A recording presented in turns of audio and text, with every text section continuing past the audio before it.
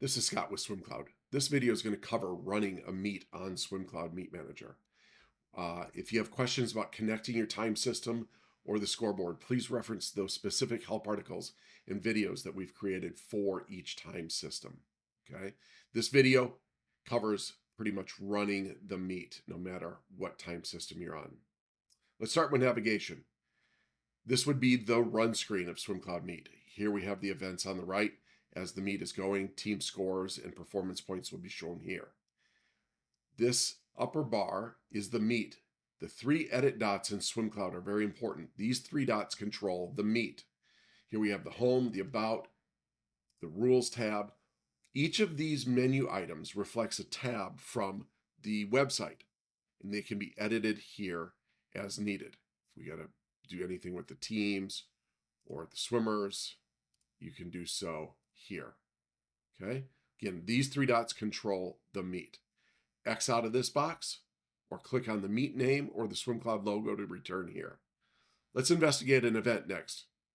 Event number 2. Each event has 3 different views and 5 different statuses. Right now we see this event is seated. Events can either be upcoming, seated, in progress. In progress means that we've started pulling times off of the timing system. Completed means that we've completed taking all the times off the timing system, but that doesn't mean the event is scored. The final step is to score the event, and you'll see that because somebody needs to adjudicate possible DQs, soft touches, things like that. Okay, so these 3 dots control the event. Again, meet, event. We could reseat it. We could edit the event, change the specifics about the event as needed. Okay. Next, each event has 3 different views. Here's our entry view. This is simply a listing of all of the entries. Here's the heat view. And this would be the results view. Currently, there are no results because we haven't pulled in any results yet. Here we have heat 1 and here we have heat 2. Let's look at the 3 dots for the heat. 3 dots here control the heat. I can delete this heat because there's no teams in it. I could mark this whole heat as exhibition. Unmark it as exhibition. Again, 3 dots for the meet, 3 dots for the event, 3 dots for the heat. These 3 dots control the relay team or the swimmer, the splash edit. This is where you'd mark DQs, exhibition scratches, edit the relay, splits and backups, comments, or this is where you could move between heats. Let's get into moving swimmers and whatnot next. Here we have the 200 freestyle. Akina. Delete her. Yes. Can come here and we can add another swimmer. We can drag and drop swimmers as needed. If we needed to add another heat, we can put Akina back in here. Put her in lane 3. Let's fill out this heat. The only way to move swimmers between heats is the 3 dots and move. Heat 2. These are the available lanes because Akina's already in lane 3. So we'll put her in lane 4. We'll move Grace also to heat 2, lane 2. So now we have 2 full heats. We can make this our exhibition heat very easily, whatever needs to be done. But that's how you would move swimmers within a heat, between heats, or add swimmers on the fly. Just like that. There are a couple of reports that we probably want to get out to our fans before the meet starts. Again, 3 edit dots for the meet. Reports. Here's our heat sheets. All of Swimcloud's report options are always on the right side. Here's our heat sheet. This is kind of cool. We can just highlight a particular team. We could print this out or download it as a PDF. Let's do it for Guilford. So you print one out for Byron, print one out for Guilford, and the heat sheet is already highlighted. Next, you can show relay swimmers, show the empty lanes if you want, hide seed times, don't hide seed times. All the report options are here on the right. So this is your heat sheet.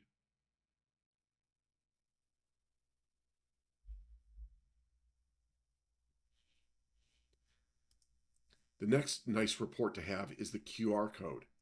Again, using Swimcloud Meet Manager, there is no Meet Mobile. Swimcloud Meet displays results on the web in real time. There's no app needed. So from the report page, click on QR code.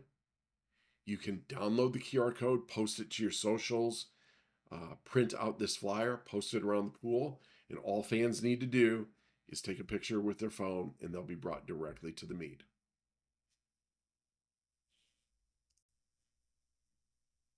Again, X out of here, click on the meet name to be brought back to the run screen.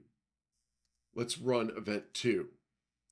The live button on some timing systems, such as Colorado and Daktronics, will indicate where the timing system is on its cycle. So right now we're at event 1, heat 1, and we're going to start the race. The race has started. Because this is Colorado and we're using the virtual scoreboard, the live running clock is here on Swimcloud. As these relays finish, you'll see the times come up here on the timer. Store print, reset, next event.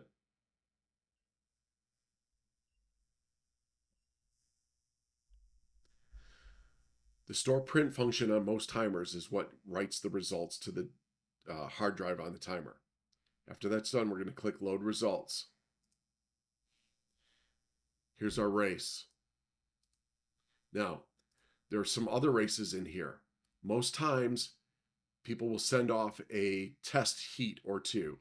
So in our case, heat 1, event 2, heat 1 is actually race number 4. Auto-assign results to heats on most Colorado systems snaps a line for Swimcloud to know where the meet started, because we will auto-fetch subsequent races. Hit save. These times have come in. Notice that the event is now completed. That doesn't mean it's scored. We need to make sure, are there any DQs? Unfortunately, there was a DQ. 3 dots, disqualified. Select early takeoff, swimmer number 2, X out, there's the DQ.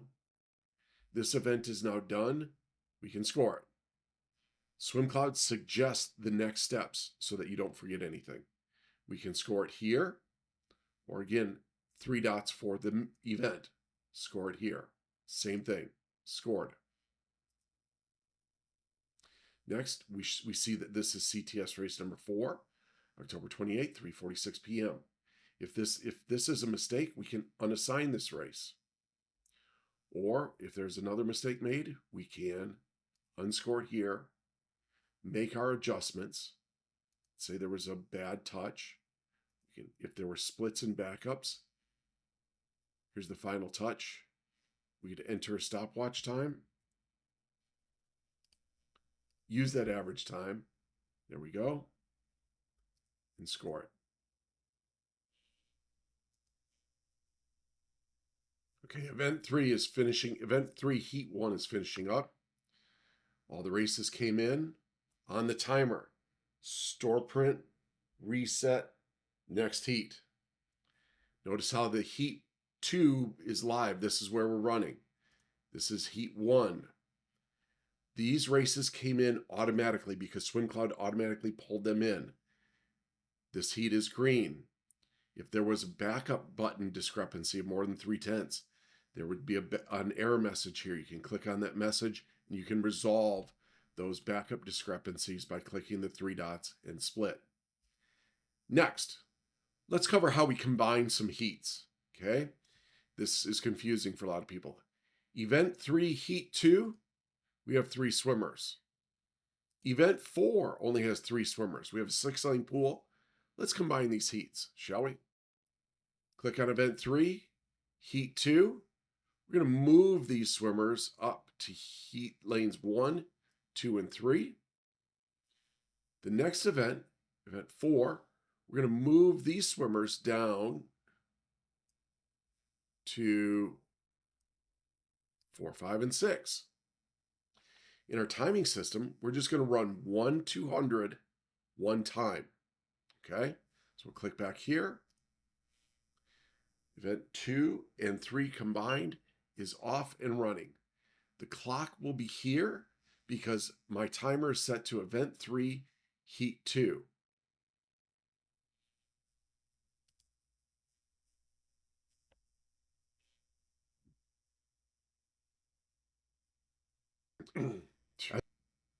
As our combined heats come in, we see some touches start to happen. Freestylers are finishing first.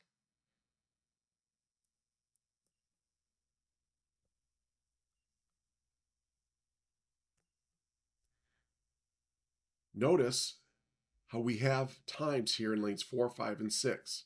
That's okay. On the timing system, store print, reset, next event. Come back over here to event 3, heat 2. The results came in automatically. This is the time for lanes 1, 2, and 3. What we're going to do now is go over to event 4, load results. We're going to pull that race in one more time over here. And we're going to tell Swimcloud to automatically assign the next subsequent races from here. Okay, so now look at the suggested actions. Hey, score event 3, yep. Score event 4, yep. Excellent. What's the meet score? Click here. Here's the meet score, Byron 29, Guilford 13. Here's the high points thus far, the top performances, all the way through. Event 5, we can go through and start running it. Something to keep in mind as you're running a meet with a timing system that has support for virtual scoreboard. Click on scoreboard, that again. These are the scenes that the meet operator can project onto everybody's screen that's watching the meet. Event results, 200 medley relay, start streaming. Everybody watching the meet on computer or on a phone is going to see the event results for the 200 medley relay women. You want to show the team scores, start streaming. You want to go back to the live running heat, start streaming. This is where all the touchpads show up online. Okay, again, scoreboard controlled here. Another cool feature is you can open the scoreboard in a browser. There's a static URL that you can type in and put on any web-enabled TV, and the live scoreboard will be on it. It's very cool. Okay, this heat has finished, and we created some backup button difficulties for it.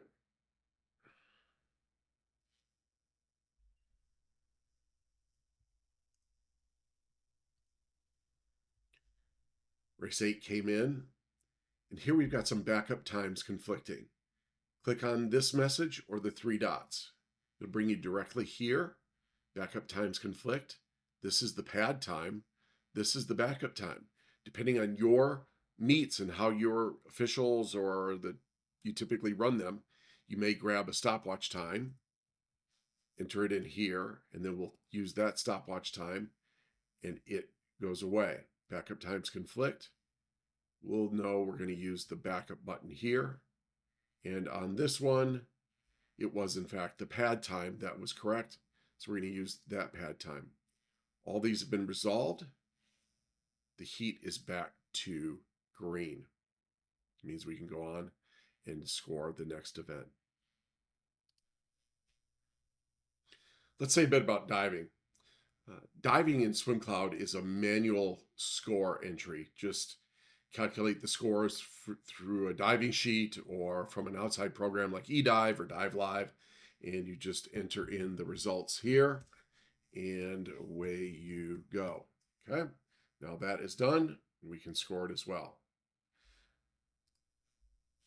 We can click on results, print the results for this event, and go back to reports.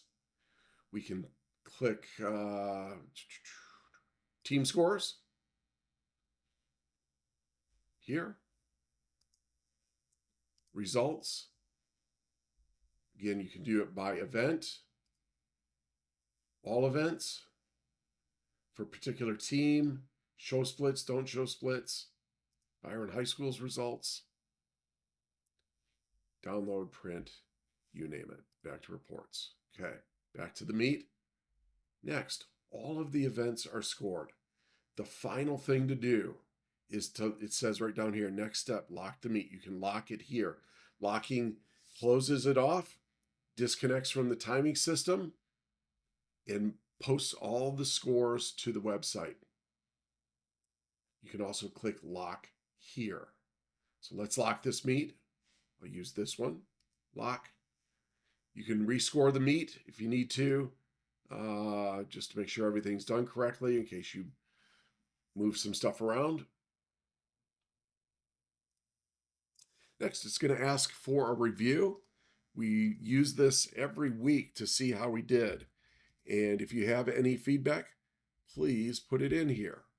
We will be sure to do it. The meet has been completed. Click on the link to visit the meet online to download the result file that you can send to your participating teams. Once online, if you're the meet administrator, click on the Files tab, Export Results, High Tech, that will go into Team Manager, Team Unify, SDIF. Export the result file, save it to computer, do what you need to do with it. You'll get a neat little Swimcloud Meet logo that you've run the meet, and everything is now out there. Thank you. If you have any questions, contact support@swimcloud.com or our help number